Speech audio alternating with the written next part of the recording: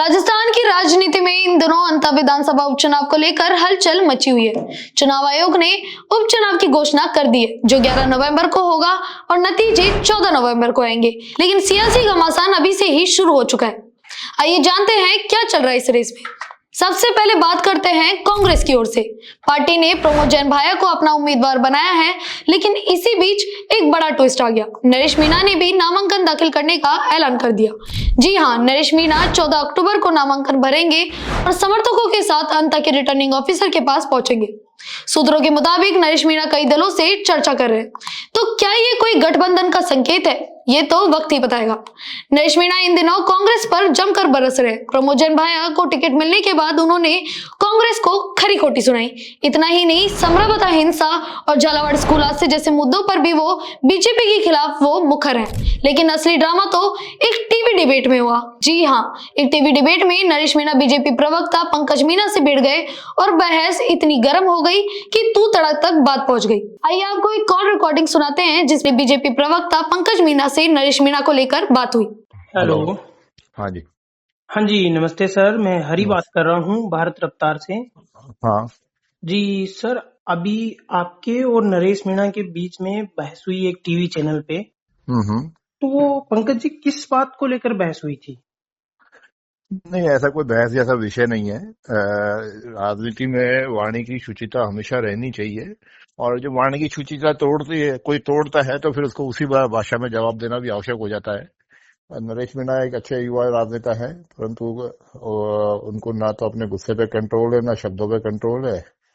तो उन्होंने जिस भाषा में, जिन शब्दों में जवाब दिया, उसी शब्दों में उनको वापस रिप्लाई भी मिला।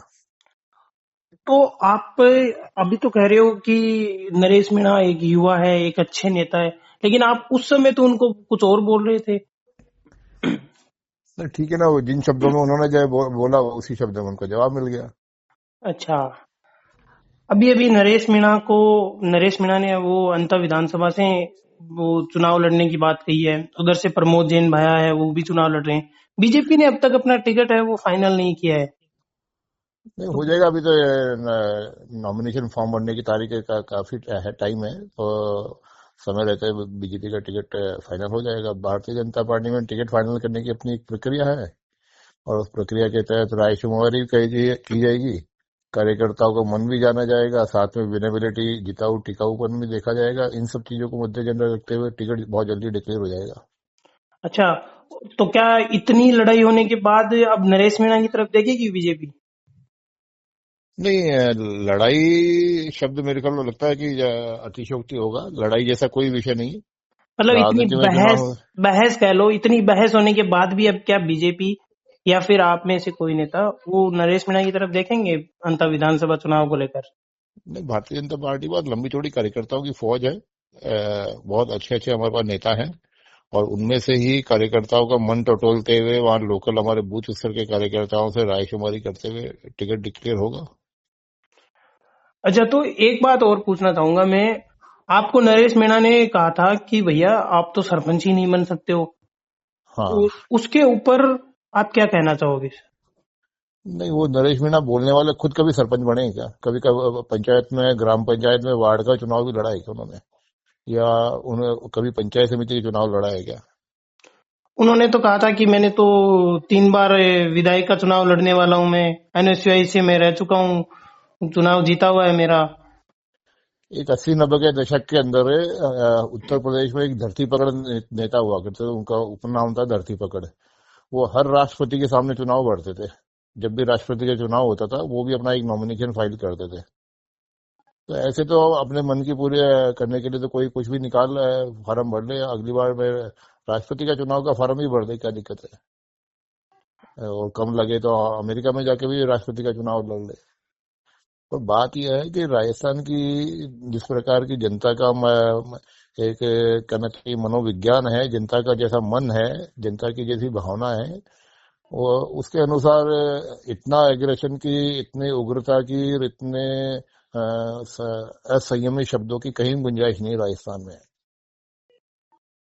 तो क्या लगता है अब राजस्थान में आप बोल रहे हो कि इतने उग्र प्रदर्शन, मतलब जो असंयम शब्द है, जो बोलचाल है, उनकी अब जरूरत नहीं है। तो अब नरेश मीणा की जो राजनीति है वो तो कहीं ना कहीं उगर नजर आती है। तो क्या अब आने वाले चुनाव में भाजपा फिर से एक बार है वो बाजी मारेगी? देखिए, जहां तक बात है अंता उपचुनाव की बात है, मैं इस बारे में पूरी जिम्मेदारी से पूरे दावे के साथ कहता हूं कि भारतीय जनता पार्टी 50,000 से ज्यादा अंतर से हम चुनाव जीतेंगे। और सामने जो जो भी चुनाव लड़ने वाले होंगे वो उन सब की जमाजब्त होने वाली है। अच्छा, आपका कहना है कि सबका जमानत है वो जब्त होने वाले हैं, क्योंकि वहां पे अगर मैं बात करूं ना तो नरेश मीणा के साथ मीणा मीणा समाज भी बहुत है, माली समाज है। तो इस जातीय समीकरण को आप किस हिसाब से देखते हो अंतर चुनाव को?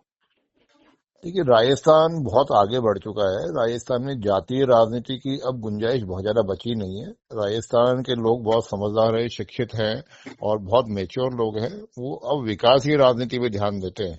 मैं आपको 2014, 2019, 2024 के लोकसभा चुनाव के सब सारे हम परिणाम देखे हैं। राजस्थान की विशेषकर जहां तक बात करूं, राजस्थान की मतदाताओं ने केवल और केवल विकास को चुना है, नेतृत्व को चुना है। और आज की तारीख में देखा जाए तो पिछले 20 महीने में राजस्थान में जो सरकार है माननीय भजनलाल जी के नेतृत्व की, वो इतना शानदार काम कर रही है। जिस ईआरसीपी की फाइल के ऊपर गहलोत जी 5 साल कुंडली मार के बैठे रहे, वो आते हमने विद इन ईयर सैंक्शन कर दिया। जिसे शेखावटी के लिए जो यमुना जल समझौता था वो 20 साल से अटका पड़ा था, वो माननीय भजनलाल जी के नेतृत्व में चुटकियों में सॉल्व हो गया। तो जिस प्रकार से माननीय भजनलाल जी काम कर रहे हैं, तो नो डाउट एक बहुत मजबूत नेतृत्व के रूप में उभर के आए। साथ में सरकार बहुत शानदार काम कर रही है और इन्हीं सब उपलब्धियों के ऊपर हमारे बूथ के जो कार्यकर्ता हैं वो मतदाताओं को कन्विंस करके अधिक से अधिक मतदान कराएंगे और उसी दम पे हम चुनाव जीतेंगे। लेकिन हनुमान बेनीवाल तो आपके जितने भी मंत्री है बीजेपी की, उनको भोंदू मंत्री कहते हैं। तो अभी एक बयान में उन्होंने कहा कि जोगाराम भोंदू ये सब नाम लेके पुकार रहे हैं। हाँ, वो हनुमान बेनीवाल क्या है कि अपने कुछ अन्य मतदाताओं को, चंद समर्थकों को ताली पिटवाने के लिए ऐसा उटपटांग बोलते रहते हैं। परंतु हनुमान बेनीवाल की खुद के साथ क्या हुआ ये देखिए। उनकी इसी शब्दों के वजह से और इस प्रकार की राजनीति की वजह से बेचारी उनकी धर्मपत्नी चुनाव हार गई। जो आदमी अपने लखनऊ से अपनी धर्मपत्नी तक को चुनाव हरा के बैठा हो, वो और थोड़े दिन ऐसे बोलता रहेगा, फिर चुप बैठ जाएगा। लेकिन वो चुनाव हारने के बाद भी तो उन वहां पे जो लोग हैं उनका कहना है कि हमने गलत आदमी को चुनाव हरा जितवा दिया। नहीं, ऐसा कोई नहीं कह रहा है। और जनता ये बहुत समझदार है, सब सोच समझ के मतदान करती है। और जिनको जितवाया है वो कोई ऐसे नया नहीं है। पिछली बार चुनाव में मुख्य चुनाव जो 2023 में हुआ था उसमें तो कुछ ही मतों से पीछे रहा था। उपचुनाव में जनता ने उन्हीं को जितवा दिया। थैंक यू सर, बहुत बहुत धन्यवाद आपका। दरअसल एक न्यूज डिबेट के दौरान नरेश मीणा ने पंकज मीणा से कहा, होशियारी मत दिखा, तमीज से बात कर। जवाब में पंकज मीणा ने कहा, सारा दिन बकवास करता रहता है, चुपचाप रहकर काम कर। किरोड़ी लाल जी के चरण चूमता था, पागल आदमी है। ऐसे में दोनों एक दूसरे पर गरज गए और तू मैं हो गई। नरेश मीणा ने इस दौरान पंकज मीणा से कहा कि जो व्यक्ति कभी पंच ना बना वो बोल रहा है। इसका पलटवार करते हुए पंकज मीणा ने कहा, तू कौन सा सांसद बन गया, 4 पार्टी बदल गई और हर जगह लड़ाई करता घूमता है। अब ये डिबेट सोशल मीडिया पर भी काफी वायरल हो रहा है। आपको बता दें, नरेश मीणा काफी बार अपने हिंसक स्वभाव को लेकर चर्चा में रहते हैं, जैसे किसी को थप्पड़ जड़ देना, किसी से लड़ाई कर लेना या किसी पर अभद्र टिप्पणी कर देना। तो क्या उन्हें टिकट मिलना चाहिए? दरअसल अंता उपचुनाव न सिर्फ सीटों की जंग है बल्कि राजस्थान की सियासत का एक बड़ा टेस्ट भी है। तो अब आगे अंतर चुनाव में क्या होगा, अब कौन सा नया सियासी भूचाल आएगा, उसके लिए बने रहे हमारे साथ।